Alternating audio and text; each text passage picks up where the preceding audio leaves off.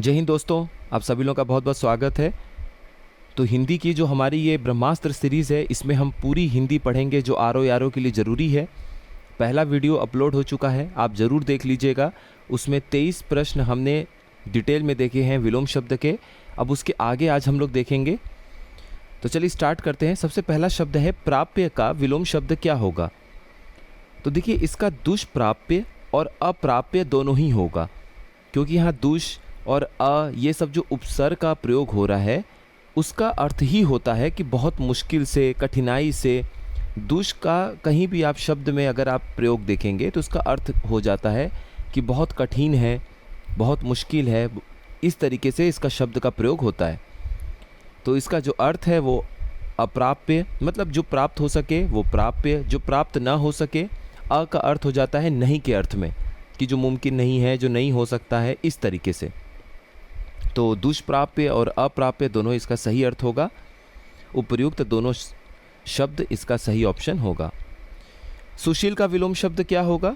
सुशील का दुश्लील, दुश्लील हो जाएगा सुशील का।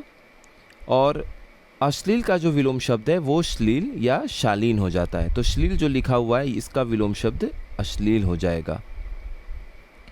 विघटन का विलोम शब्द क्या होगा। देखिए, विघटन का अर्थ क्या होता है। विघटन का संगठन, विघटन अलग अलग डिवाइड होना, टूटना, संगठन यूनाइट होना। तो यहाँ पर एक और शब्द देखिए, विस्तीर्ण। विस्तीर्ण का विलोम शब्द क्या हो जाएगा, संकीर्ण। ये ध्यान रखिएगा, विस्तीर्ण का जो विलोम शब्द है वो संकीर्ण है। और विस्तीर्ण का जो अर्थ है वो होता है विस्तृत, डिटेल। और संकीर्ण का अर्थ होता है संकरा। संकरा का मतलब कि जैसे संकरा रोड, बहुत कम स्पेस है, ज़्यादा चौड़ाई नहीं है। इस तरीके से प्रयोग होता है शब्दों का। श्रेष्ठ का क्या विलोम शब्द हो जाएगा। देखिए, श्रेष्ठ का सबसे पहले आपको जानना होगा कि उसके कई सारे अर्थ होते हैं। और श्रेष्ठ का मतलब उच्च, श्रेष्ठ का मतलब बेहतरीन, इस तरीके से। तो इसके कई सारे विलोम शब्द हो सकते हैं। यहाँ पर जो आपको दिया हुआ है उसका एक हो जाएगा निकृष्ट। इसके अलावा अधम, इसके अलावा निम्न, ये भी अगर आपको कभी शब्दों में नजर आए, ऑप्शन में नजर आए, तो ये शब्द भी सही आंसर हो जाएंगे श्रेष्ठ का विलोम शब्द के रूप में। शुक्ल का विलोम शब्द क्या होगा। शुक्ल का अर्थ होता है श्वेत, सफ़ेद।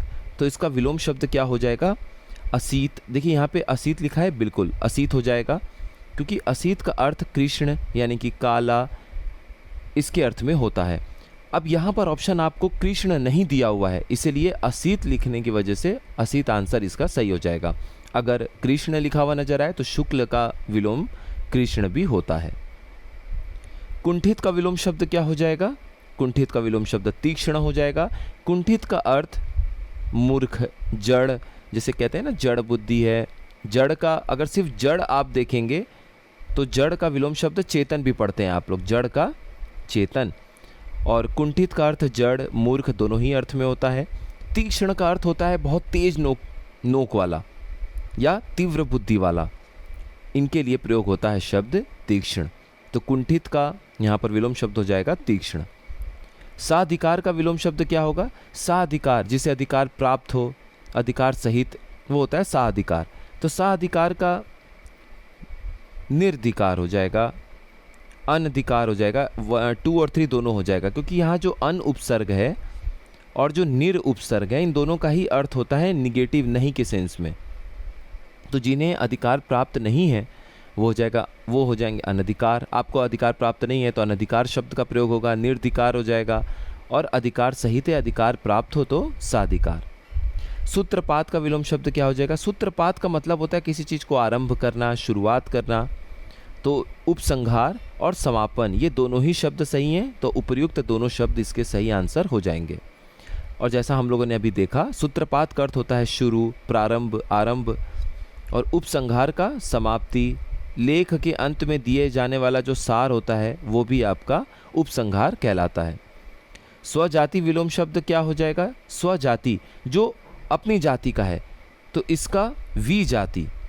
इसलिए कभी आप वर्ण में भी पढ़ाई करेंगे तो स्वजाति वर्ण, विजाति वर्ण, इस तरीके से हम लोग देखते हैं। जो भिन्न जाति का है वो विजाति, जो अपनी जाति का है वो स्वजाति। निरामिष का विलोम शब्द क्या होगा? इसके विलोम शब्द को जानने से पहले हम लोग समझेंगे आमिष का अर्थ क्या होता है। आमिष का अर्थ होता है मांस। तो जो मांस रहित है या जो मांस नहीं खाते, शाकाहारी है, जो मांस रहित है, वो हो जाएगा शब्द निरामिष। और मांस सहित क्या हो जाएगा? सामिष। अब यहाँ पर आपसे विलोम शब्द किसका पूछा गया है? निरामिष का। तो सही आंसर क्या हो जाएगा? सामिष और आमिष।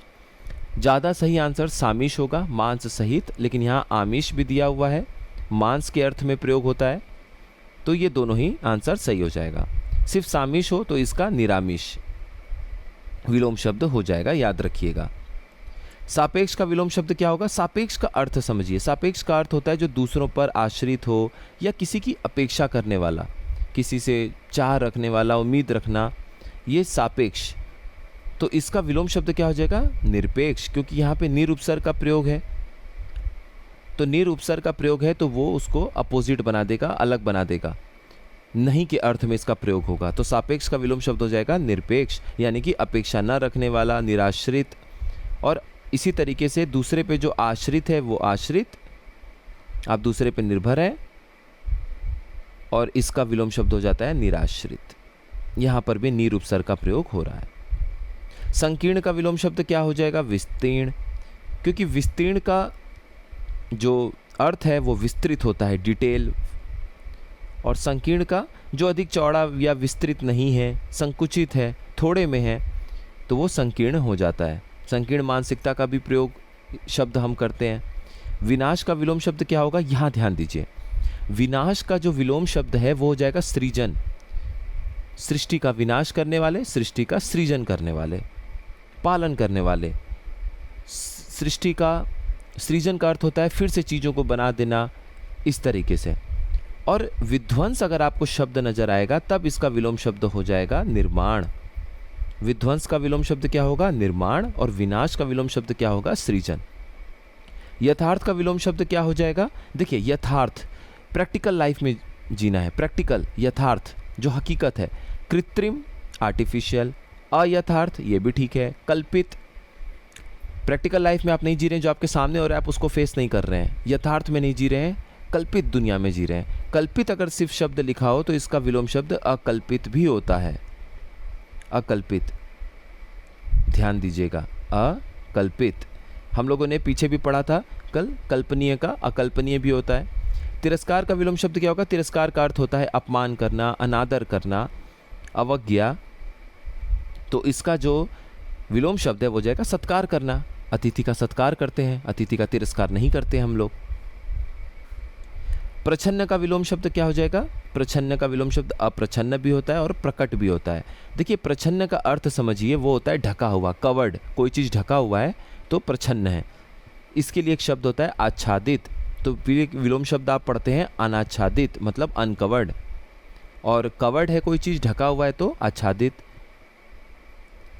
धृष्ट का विलोम शब्द क्या होगा? धृष्ट का अर्थ होता है दुस्साहसी, जो लज्जा रहित हो, जिसे लज्जा नहीं है वो धृष्ट। तो इसका विलोम शब्द हो जाएगा विनीत, जो विनय से युक्त हो, जो नम्र हो, शिष्ट हो, ये अर्थ हो जाता है। बाह्य का विलोम शब्द, बाह्य का अर्थ होता है बाहरी। इसका विलोम शब्द क्या हो जाएगा? जो भीतर का हो, अर्थात अभ्यंतर। अभ्यंतर सही शब्द है, इसको ध्यान रखिएगा। अंदर होने वाला, अंदर, भीतरी। पूर्ण का विलोम शब्द क्या होगा? जो पूर्ण है, तो इसका विलोम शब्द हो जाएगा अर्ध।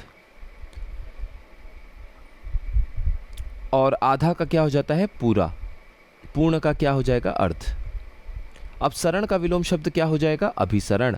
अभिसरण का अर्थ क्या होता है? अभिसरण का अर्थ होता है मिलने के लिए जाना, आगे बढ़ना। अपसरण का अर्थ होता है पीछे हटना, भागना। पाश्चात्य का विलोम शब्द, पाश्चात्य का पौरस्त्य और पौर्वात्य, दोनों सही हो जाएगा। देखिए किस तरीके से इसकी वर्तनी लिखी हुई है, दोनों की ध्यान रखिएगा अच्छे से। तो पाश्चात्य का विलोम शब्द पौरस्त्य और पौर्वात्य, ये दोनों हो जाएगा, उपर्युक्त दोनों। परिष्कृत, परिष्कृत का अर्थ क्या हो जाएगा? जिसे सजाया या संवारा गया हो, अलंकृत। देखिए यहाँ पर एक शब्द है परिष्कृत, तो परिष्कृत का अर्थ क्या है? जिसे सजाया या संवारा गया हो, यानी कि अलंकृत किया गया हो, सजाया गया हो, वो हो जाता है परिष्कृत। अमित का विलोम शब्द क्या हो जाएगा? अमित का परिमित। अमित का अर्थ क्या होता है? अमित का अर्थ होता है जो सीमा रहित हो, जिसे सीमित नहीं कर पा रहे हो, अमित। और इसका जो विलोम शब्द है वो हो जाता है परिमित। परिमित का अर्थ क्या है? जो सीमित है, जिसे मापा गया है, जिसे सीमित कर दिया गया कि ये आपकी सीमा है। इसी तरीके से आप पढ़ते होंगे ससीम, सीमा सहित।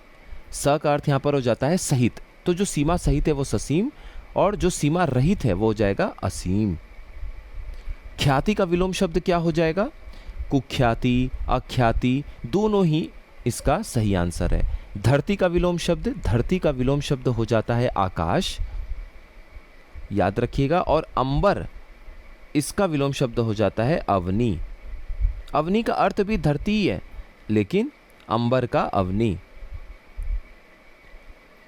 अमित का, अमित का भी हमने देखा ऊपर, समित, अमित, इसका हो जाएगा समित। नीति का विलोम शब्द, नीति का अनीति। और सुनीति, जो अच्छी नीति है उसे हम बोलते हैं सुनीति। सु जो यहाँ पर शब्द है, जो आप अक्सर देखेंगे, जो ये प्रयोग होता है, वर्ण है, इसका अर्थ निकलता है अच्छे के अर्थ में, सुंदर, सुशील। यहाँ पर क्या लिखा हुआ है? सुनीति। अब ये नीति बहुत अच्छी है, ये इसका वर्णन कर रहा है कि ये नीति काफ़ी अच्छी है, तो इसका जो विलोम शब्द हो जाएगा वो कुनीति हो जाएगा। याद रखिएगा, यहाँ पे नीति जो है इसका विलोम शब्द हो जाएगा कुनीति। तो इस तरीके से ये 49 तक हम लोगों ने प्रश्न तक देख लिया है, कंप्लीट कर लिया है। कल अब अगला जो वीडियो आएगा हिंदी का, उसमें हम इसके आगे देखेंगे। एक बार प्रश्न उत्तर के रूप में आप हिंदी को देख लीजिए, फिर एक बार हम लोग इम्पॉर्टेंट जो शब्द हैं उनकी लिस्ट देख लेंगे। वहाँ से आप देखेंगे हैंड रिटेन जो रहेगा अपने पास शब्द, वहाँ से आपका बहुत सारा चीज़ कवर हो जाएगा। तो ठीक है, आप लोग अच्छे से पढ़ाई करते रहिए। हिंदी जैसे ही विलोम शब्द कंप्लीट होगा, फिर हम लोग अनेक शब्दों के लिए एक शब्द पे आएंगे, फिर हम लोग पर्यायवाची शब्दों पर आएंगे, उसके बाद तत्सम तद्भव पर आएंगे। ये 4 जैसे ही चैप्टर कंप्लीट होंगे, फिर विशेषण विशेष्य, और आखिरी में वर्तनी शुद्धि और वाक्य शुद्धि। लेकिन कहीं भी पूरी हिंदी की पढ़ाई करते समय जहाँ भी हमें वर्तनी और बाकी जो भी चीज़ें होंगी, हम सब चीज़ों को मिक्स करेंगे आपस में। जहाँ पर्यायवाची समझना होगा वहाँ पर्यायवाची भी पढ़ेंगे, जहाँ विलोम समझना होगा वहाँ विलोम शब्द भी याद रखेंगे। ये सारी चीज़ें हम लोग अच्छे से पढ़ेंगे। आप सभी लोगों का बहुत बहुत धन्यवाद।